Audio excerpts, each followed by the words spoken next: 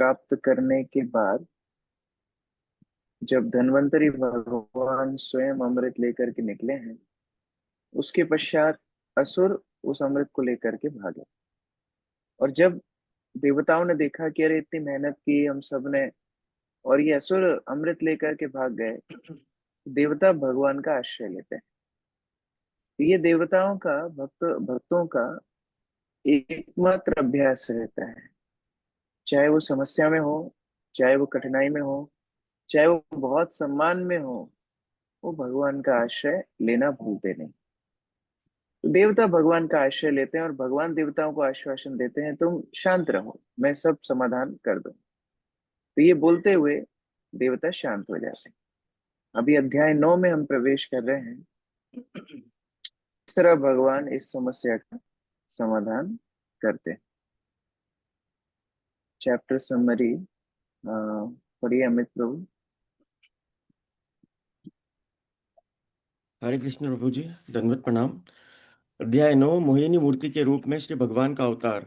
इस अध्याय में बताया गया है कि किस प्रकार सारे असुर मोहिनी के सौंदर्य से मोहित होकर उसे अमृत पात्र देने के लिए राजी हो गए, जिसने बड़ी ही चतुरता से देवताओं का वह पात्र दे दिया। जब असुरों को अमृत पात्र मिल गया तो उनके समक्ष एक अद्वितीय सुंदर स्त्री प्रकट हुई। सारे असुर इस तरुणी के सौंदर्य से मोहित हो गए और उस पर आसक्त हो गए। चूंकि असुर अमृत पाने के लिए आपस में लड़ रहे थे, अतः उन्होंने अपने झगड़े से निपटाने के लिए इस सुंदरी के मध्यस्थ के रूप में चुना। उनकी इस दुर्बलता का लाभ उठाते हुए पूर्ण पुरुषोत्तम भगवान की अवतार मोहिनी ने असुरों से यह वचन ले लिया कि वह जो भी फैसला करेगी उसे मानने से वे इनकार नहीं करेंगे। जब असुरों ने यह वचन दे दिया तो सुंदर स्त्री रूपा मोहिनी मूर्ति ने असुरों तथा देवताओं को अलग अलग पंक्तियों में बैठा दिया, जिससे वह अमृत का वितरण कर सके। वह जानती थी कि असुर अमृत पान करने के लिए सर्वथा योग्य नहीं है, अतएव उन्हें धोखा देकर उसने सारा अमृत देवताओं को बांट दिया। जब असुरों ने मोहिनी मूर्ति का छल देखा तो वे मौन बने रहे, किंतु उनमें से राहु नामक एक असुर ने देवता का वेश धारण कर लिया और वह जाकर देवताओं की पंक्ति में बैठ गया। वह सूर्य तथा चंद्रमा के निकट जा बैठा। जब श्री भगवान ने जान लिया कि राहु किस तरह धोखा दे रहा है, तो उन्होंने तुरंत ही उसका सिर काट दिया। किंतु राहु ने पहले ही अमृत चख लिया था, अतः उस सिर काटे जाने के बावजूद भी वह जीवित रहा। जब देवतागण अमृत पी चुके तो पुण्य पुरुषोत्तम भगवान ने पुनः अपना पूर्व रूप धारण कर लिया। श्री सुखदेव गोस्वामी इस अध्याय का समापन इस वर्णन के साथ करते हैं कि पुण्य पुरुषोत्तम भगवान के पवित्र नामों, उनकी लीलाओं तथा साज सामान के कीर्तन में कितनी शक्ति होती है। हरे कृष्णा। इस प्रकार भगवान बहुत ही आकर्षक रूप, मोहिनी रूप बना करके आते हैं। मोहिनी अर्थात जो सबके मन को मोह ले, सबके चित्त को मोह ले। तो यद्यपि भगवान वैसे ही सर्वाकर्षक हैं, लेकिन वही भगवान जब एक स्त्री के रूप में आते हैं तो और ज्यादा सबके आकर्षण को बटोरते हैं। और इसीलिए असुर भी, जो जानते थे कि बार बार भगवान आकर के देवताओं का पक्ष लेते हैं, बार बार देवताओं के समर्थन करते हैं, लेकिन फिर भी मोहिनी रूप की सुंदरता देख करके भी मोहित हो गए और इतने आकर्षित हो गए कि उन्होंने मोहिनी रूप जो जो बोलते गए भगवान, वो बात स्वीकार कर ली। इस तरह भगवान ने अमृत को असुरों से लेकर के देवताओं को पिलाया। इस अध्याय में वर्णन हो रहा है। श्लोक संख्या 1। श्री शुक उवाच तेन्यन्यो यतः सुरा पात्रम् हरन्तस्त्यक्त सौहृदा क्षिपन्तो दस्यु धर्मान् आयन्तीं ददृशु स्त्रियम्। तनिष्क प्रभु। श्री सुखदेव गोस्वामी ने कहा, तत्पश्चात असुर एक दूसरे के शत्रु बन गए। उन्होंने अमृत पात्र को फेंकते और छीनते हुए अपने मैत्री संबंधी तोड़ लिए। इसी बीच उन्होंने देखा कि एक अत्यंत सुंदर तरुणी उनकी ओर आ रही है। तो असुरों की दुष्टता, असुरों की जो शत्रुता है, वो केवल देवताओं से ही नहीं है, वो आपस में भी लड़ने लगे। ये आसुरिक सिद्धांत है। अपनी इंद्रिय भोग के लिए इतने पागल होते हैं कि आपस में असुर असुरों के बीच में भी संधि नहीं होती। जैसे ही अमृत आया, पहले तो विचार था कि हम देवताओं को नहीं देंगे, स्वयं पी लेंगे। लेकिन फिर विचार ये भी है कि एक दूसरे को भी क्यों दें, हम अकेले पिएंगे। तो ये आसुरी भाव होता है। अहम पूर्वम, मैं पहले, मैं पहले, दूसरा नहीं। ये मैं और मेरा की प्रवृत्ति आसुरिक प्रवृत्ति है। तो ऐसे आसुरिक प्रवृत्ति में एक दूसरे की मित्रता संबंध सब छोड़ दी। कई बार लोग बोलते हैं कि देखो, रावण रावण कितना अच्छा भाई था, शूर्पणखा का अपमान हुआ तो रावण ने पूरे भगवान राम से शत्रुता ले ली। लेकिन वास्तव में इतिहास ये है कि शूर्पणखा के पति को मारा था रावण ने, और उसका बदला लेने के लिए शूर्पणखा ही रावण के पास गई, सीता की सुंदरता बताई।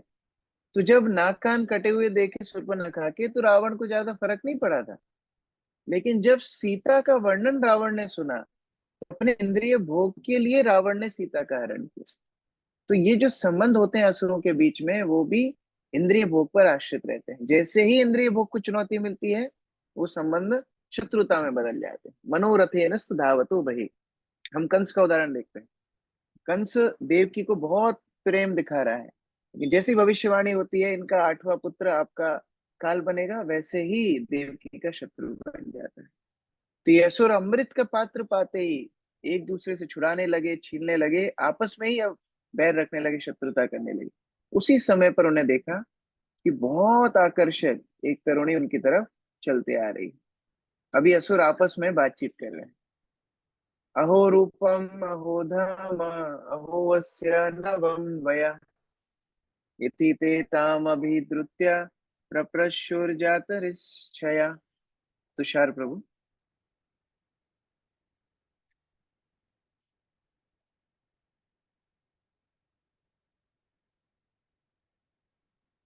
राधा कीर्ति माता जी। हरे कृष्णा। उस सुंदरी को देखकर असुरों ने कहा, ओह, इसका सौंदर्य कितना आश्चर्यजनक है। इसके शरीर की कांति कितनी अद्भुत है और इसकी तरुणावस्था का सौंदर्य कितना उत्कृष्ट है। इस तरह कहते हुए वे उसका भोग करने की काम वासना से पूरित होकर तेजी से उसके पास पहुंच गए और उससे तरह तरह के प्रश्न पूछने लगे। अभी अमृत को भूल गए, क्योंकि मुख्य प्रयोजन अमृत क्या, उनका इंद्रिय तृप्ति मुख्य प्रयोजन था। तो जैसे ही इस सुंदर युवती को देखा, उनको लगा ये डुप्लीकेट अमृत है, वास्तविक अमृत यही है सामने। तो इतना आश्चर्य करने लगे, अरे इतने सुंदर, इतने इतनी कांति, इतना युवा यौवन, इनको ही जा करके मिलते हैं। तो पूरे अभी अमृत का विचार छोड़ करके वो मोहिनी रूप के सामने, वो युवती के सामने जा करके तरह तरह के प्रश्न पूछने लगे।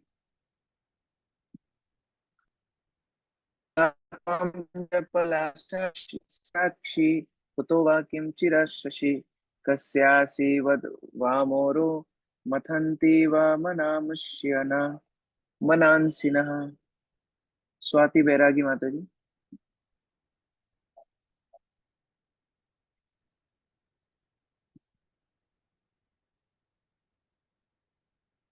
विनोद कुमार प्रभु। हरे कृष्ण प्रभु जी, दंडवत प्रणाम। हे अद्भुत सुंदरी वाला, तुम्हारी आंखें इतनी सुंदर हैं कि वे कमल पुष्प की पंखुड़ियों जैसी लगती हैं। तुम आखिर हो कौन? तुम कहाँ से आई हो? यहाँ आने का तुम्हारा प्रयोजन क्या है और तुम किसकी हो? हे अद्वितीय सुंदर जांघों वाली, हमारे मन तुम्हारे दर्शन मात्र से ही विचलित हो रहे हैं। हरे कृष्ण। तो अभी प्रश्न पूछ रहे हैं, क्योंकि परिचय करने से वो संबंध बनाना चाहते हैं। वो ये देखना चाहते हैं संभावना है क्या, हम लोग भी इनसे अगर विवाह कर सकें, इनको अपने साथ रख सकें। ऐसी असुरों की प्रवृत्ति है। तो चर्चाओं में प्रश्न पूछना चाह रहे हैं कि आप हो कहाँ, कहाँ से आए हो, किस घर से हो, इत्यादि। नीलिमा माता जी पढ़िए।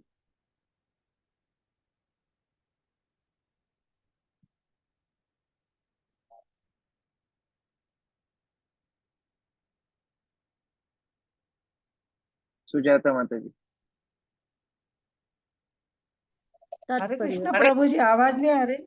असुरों ने उस हाँ अभी अद्वितीय पढ़िए, सुंदर नीलिमा माता जी पढ़िए। यस असुरों ने उस अद्वितीय सुंदरी से पूछा, तुम किसकी हो? स्त्री अपने विवाह के पूर्व पिता की होती है, विवाह के बाद पति की होती है और बुढ़ापे में अपने बड़े पुत्रों की होती है। इस प्रश्न के संबंध में श्री विश्वनाथ चक्रवर्ती ठाकुर कहते हैं कि तुम किसकी हो? प्रश्न का अर्थ है तुम किसकी पुत्री हो? क्योंकि असुरगण यह समझ पाए थे कि वह सुंदरी अभी तक अविवाहित है, अतः उसमें से हर एक उससे विवाह करना चाहता था। इस तरह उन्होंने पूछा, तुम किसकी पुत्री हो? हरे कृष्ण प्रभु जी। वयं त्वामृदैत्यैः सिद्धगन्धर्वचारणैः न पृष्ठा पूर्वं जानीमो लोकेशेश्चाकुतो नृभिः। सुजाता माता जी। मनुष्यों की कौन कहे, देवता, असुर, सिद्ध, गंधर्व, चारण तथा ब्रह्मांड के विभिन्न निर्देशक अर्थात प्रजापति तक इसके पूर्व तुम्हारा स्पर्श नहीं कर पाए। ऐसा नहीं है कि हम तुम्हें ठीक से पहचान नहीं पा रहे हो। हरे कृष्ण। तात्पर्य अर्जुन प्रभु। तात्पर्य, असुरों तक ने यह शिष्टाचार निभाया कि उनमें से कोई भी विवाहित स्त्री को विषय वासना से युक्त होकर संबोधित न करे। महान विश्लेषक चाणक्य पंडित कहते हैं, मातृवत पदारेषु मनुष्य को चाहिए कि दूसरों की पत्नी को अपनी माता माने। असुरों ने यह मान लिया था कि वह तरुण सुंदरी मोहिनी मूर्ति जो उनके समक्ष आई थी निश्चय ही अविवाहित थी। अतएव उन्होंने यह मान लिया कि संसार के किसी भी व्यक्ति ने जिसमें देवता, गंधर्व, चारण, सिद्ध सम्मिलित है उनका कभी स्पर्श नहीं किया होगा।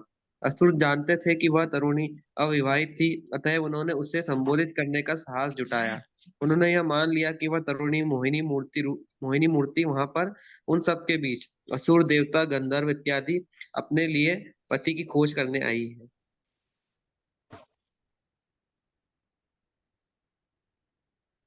तो असुरों में भी इतना शिष्टाचार था कि वो जानना चाहते थे कि अगर विवाहित है तो फिर हम बातचीत ना करें, और विवाहित नहीं है तो फिर हम बात आगे बढ़ाएं।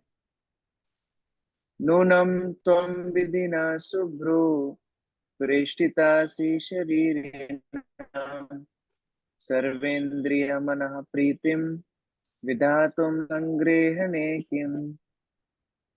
कृष्ण दयाल प्रभु। हरे कृष्ण प्रभु। हे सुंदर भुवों वाली सुंदरी, निश्चय ही विधाता ने अपनी अहोत की कृपा से तुम्हें हम लोगों के इंद्रियों और मन को प्रसन्न करने के लिए भेजा है। क्या यह तथ्य नहीं है?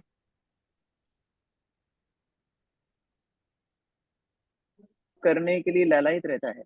इंद्रिय भोग की वस्तु देख करके उसे यही लगता है कि भगवान ने मेरे लिए देखो कितना अच्छा आयोजन किया। जैसे एक व्यक्ति ने प्रभुपाद को चुनौती दी कि प्रभुपाद, क्या ये वास्तव में अपराध नहीं होगा कि भगवान ने इंद्रियां दी हैं और हम उसका भोग ना करें? ये तो भगवान का ही आयोजन है कि हम इंद्रियों का भोग करें। वास्तव में ये हमारी इंद्रिय भोग की लालसा है जो हमें इस तरह का सिद्धांत बताती है। तो असुर सोच रहे हैं कि देखो कितना विधाता ने तो ये आयोजन किया है कि हम आपसे आज मिले। तो वास्तव में आपको लगता नहीं कि ये भगवान का आयोजन है कि हम लोग एक दूसरे के साथ विवाह करें? ऐसा चिंतन असुरों का चल रहा है। सात्वं न स्पर्धमानानाम् एक वस्तु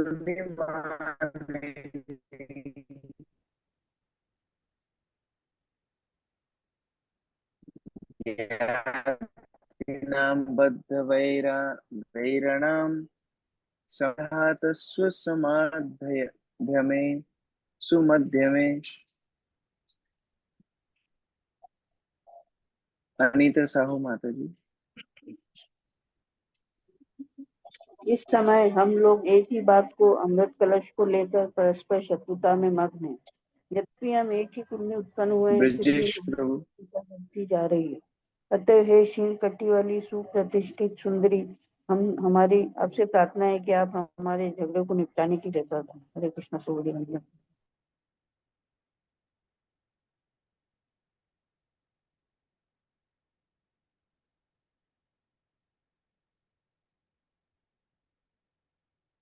हमने कल या परसों भी चर्चा की थी, इस आसुरिक प्रवृत्ति या आसुरिक दृष्टिकोण होता है शारीरिक अवस्था के ऊपर। अभी ये हो सकता था समाधान अपने कोई थे, क्या बंटवारा कर दो। अमृत इतने लंपट हो गए मोहिनी रूप के सुंदरता के ऊपर कि उन्हीं के हाथ में कलश दे करके बोलते हैं देखो हमारे बीच में झगड़ा हो रहा है, अभी आप ही झगड़े को मिटाओ, आप जो कहोगे वो हम मान लेंगे। इस तरह से पूर्ण रूप से आसक्त असुरगण मोहिनी रूप के हाथ में कलश दे देते हैं। ब्रजेश प्रभु। असुर लोग समझ गए थे कि उस सुंदरी ने उन सबका मन मोह लिया था, अतः उन्होंने एक स्वर से उससे प्रार्थना की कि वह उनके झगड़े का निपटारा करने के लिए मध्यस्थता की भूमिका निभाए। हरे कृष्ण प्रभु। वयम कश्यप दायदा भ्रातरः कृत पौरुषा विभज्यस्व यथन्यान्यं नैव भेदो यथा भवेत्। प्रीति निगम माता जी।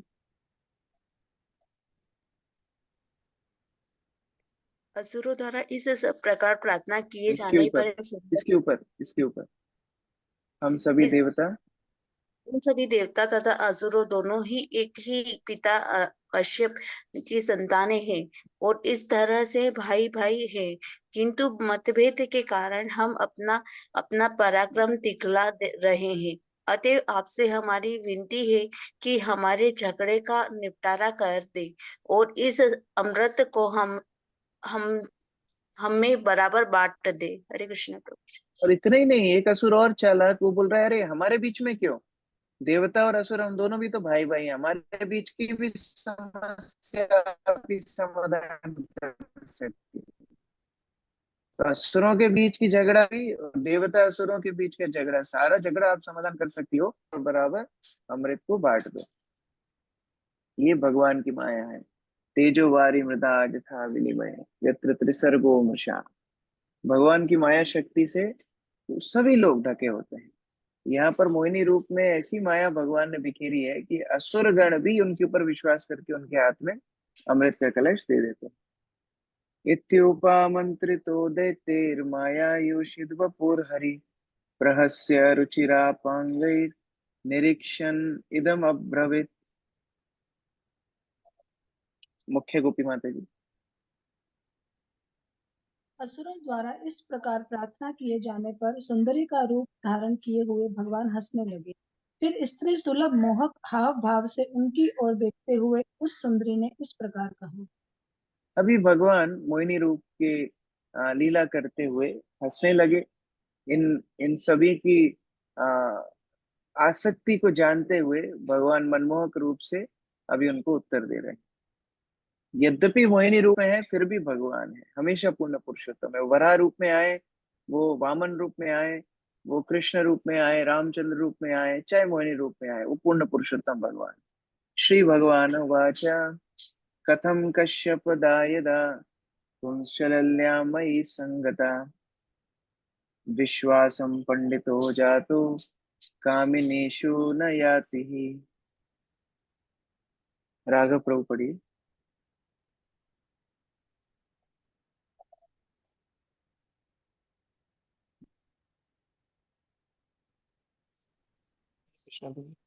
मोहिनी रूप भगवान के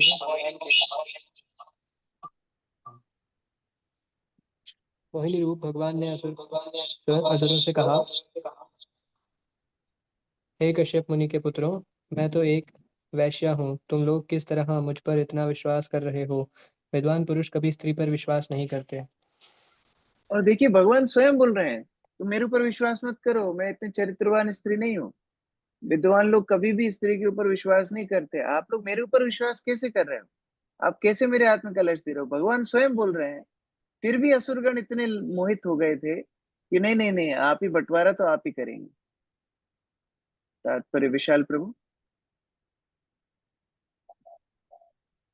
तात्पर्य, महान राजनीतिज्ञ तथा नीतिवेत्ता चाणक्य पंडित ने कहा है, विश्वासो नैव कर्तव्यः स्त्रीषु राजकुलेषु च।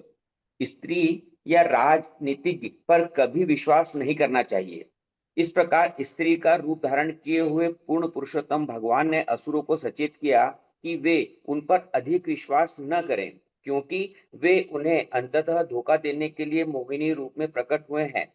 अप्रत्यक्ष रूप में उसने उनके समक्ष प्रकट होने का अपना प्रयोजन प्रकट करते हुए कश्यप के पुत्रों से कहा, यह सब क्या है? तुम सभी एक महान ऋषि की संतानें हो, फिर भी तुम ऐसी स्त्री पर विश्वास कर रहे हो जो अपने पिता या पति द्वारा सुरक्षा के अभाव में एक वेश्या की तरह इधर उधर घूम रही है। सामान्यतया स्त्रियों पर विश्वास नहीं करना चाहिए, तो फिर ऐसी स्त्री का क्या कहना जो एक वेश्या की भांति इधर उधर घूम रही हो। इस प्रसंग में कामिनी शब्द महत्वपूर्ण है। स्त्रियां, और वह भी सुंदर तरुण स्त्रियां, मनुष्य की सुप्त काम वासनाओं को जगाती हैं। अतएव मनु संहिता में के अनुसार प्रत्येक स्त्री की रक्षा या तो उसके पति या पिता द्वारा या उसके प्रौढ़ पुत्रों द्वारा की जानी चाहिए। ऐसे संरक्षण के अभाव में स्त्री का शोषण होगा। वास्तव में स्त्रियां पुरुषों द्वारा भोगी जाना पसंद करती हैं।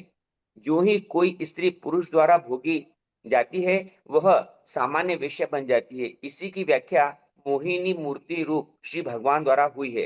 हरे कृष्ण। स्वभाव से स्त्रियों का जो स्वभाव है वो बड़ा भावुक है, इमोशनल बाय नेचर। तो भावुकता होने के कारण कई बार बुद्धि से प्रयोग करना मुश्किल हो जाता है। उसीलिए कई बार ऐसी भीषण परिस्थितियां आ सकती हैं जब भावनाओं में बह करके स्त्री निर्णय ले। इसलिए स्त्री के ऊपर विश्वास करना विद्वानों के लिए बताया गया है कि अनुकूल नहीं। स्त्रियों को संरक्षण में रखना, क्योंकि भावुक हैं, एक बच्चे जैसे। जैसे बच्चे को हम सही और गलत के निर्णय करने मदद करते हैं, इसी तरह स्त्री को भी करते हैं। तो मोहिनी रूप स्वयं बता रही है, आप बड़े कश्यप मुनि के पुत्र हो, आप मुझ पर कैसे विश्वास कर रहे हो? सालावृकाणं स्त्रीणां च स्वैरिणां सुरदृशा सख्यानि आहुरनित्यानि नूत्नं नूत्नं विचिन्वतम्। गायत्री माता जी। हरे कृष्ण। हे असुरों, जिस प्रकार बंदर, सिंह तथा कुत्ते अपने यौन संबंधों में अस्थिर होते हैं और रोज ही नया नया साथी चाहते हैं, उसी प्रकार जो स्त्रियां स्वच्छंद होती है, स्वेरिणी, वे नित्य नया साथी ढूंढती है। ऐसी स्त्री का मित्रता कभी स्थायी नहीं होती, यह विद्वानों का अभिमत है। तो स्वयं के लिए भगवान किस तरह बात कर रहे हैं? बोल रहे हैं, अरे तुम मेरे पर विश्वास कर रहे हो, मैं तो किसी के संगनी नहीं हूँ, मैं वैश्य प्रवृत्ति की हूँ, आज एक के साथ कल दूसरे के साथ, तो मेरे ऊपर विश्वास मत करो। भगवान बोल रहे हैं, फिर भी असुरगण विश्वास कर रहे हैं। ये भगवान की माया है। श्री शुक वाचा इति ते क्षेविलितस्तस्य आश्वस्तो मनसोऽसुरा जहसोर्भाव गंभीरम ददुश्चामृत भाजनम। भगवान जब जिसको मनवाना चाहते हैं उसको मनवाते हैं, और जब जिसको नहीं मनवाना चाहते, सामने स्वयं भी खड़े हो तो भी व्यक्ति उनकी बात नहीं मानते। जैसे अर्जुन को मनवाना चाहते थे, गीता का संदेश सुन के अर्जुन पूर्ण रूप से भगवान की बात मान गया। युधिष्ठिर महाराज वही महाभारत के युद्ध के बाद रोना शुरू करते हैं, मेरी वजह से इतना बड़ा युद्ध हो गया। भगवान युधिष्ठिर महाराज को भी समझाते हैं, लेकिन भीतर बैठे परमात्मा रूप में भगवान युधिष्ठिर महाराज को बोलते, तुम मानना मत, तुम सुनना मत। क्यों? क्योंकि भगवान चाहते थे युधिष्ठिर महाराज भीष्म पितामह से संदेश लें। उसी प्रकार से यहाँ पर यद्यपि भगवान बाहर से बोल रहे हैं कि तुम मेरे ऊपर विश्वास मत करो, बट भीतर बैठे परमात्मा असुरों को, देवताओं को, सबको ये आश्वासन दे रहे हैं, इन्हीं की बात सुनना है और किसी की बात नहीं सुनना है। हरिओम प्रभु पढ़िए। श्री सुखदेव गोस्वामी ने आगे कहा, मोहिनी मूर्ति के परिहासपूर्ण शब्द सुनकर सारे असुर अत्यधिक अस्वस्थ हुए। वे गंभीर रूप से हंस पड़े और अंततः उन्होंने वहां अमृत घट उसके हाथों में थमा दिया। हरे कृष्ण। उन्होंने सोचा ये तो मजाक कर रही है, इनकी बात को थोड़ी गंभीरता से लेना, हम तो इनकी बात ही सुनेंगे, ये जो बोलेंगे वही करेंगे। ये सोच विचार करके अमृत का कलश देवताओं को नहीं दिया, लेकिन मोहिनी रूप के हाथ में रख दिया। श्याम गोविंद प्रभु। मोहिनी का रूप धारण किए हुए भगवान कोई हंसी मजाक नहीं कर रहे थे, वरन गंभीर बातें कर रहे थे। लेकिन असुर मोहिनी मूर्ति के शारीरिक अंगों पर मोहित होने के कारण उनकी बातों को हंसी समझ रहे थे, और उन्होंने आश्वस्त होकर उस अमृत पात्र को मोहिनी के हाथों में सौंप दिया। इस तरह मोहिनी मूर्ति भगवान बुद्ध के समान है, जो सम्मोहाय सुदिशाम अर्थात असुरों को धोखा देने के लिए ही प्रकट हुई। सुर दिशाम शब्द उनका सूचक है जो देवताओं या भक्तों से द्वेष रखते हैं। कभी कभी भगवान का अवतार नास्तिकों को धोखा देता है। इस प्रकार हम देखते हैं कि यद्यपि मोहिनी मूर्ति असुरों से वास्तविकता बता रही थी, किंतु वे उसके वचनों को ठिठोली समझ रहे थे। निसंदेह वे मोहिनी मूर्ति की निष्कपटता के प्रति इतने आश्वस्त थे कि उन्होंने तुरंत ही अमृत पात्र उसको सौंप दिया, मानो वे उसे यह छूट दे रही हो कि वह इस अमृत का चाहे जो करे, चाहे बांट दे, चाहे फेंक दे, या उनको दिए बिना स्वयं ही पी जाए।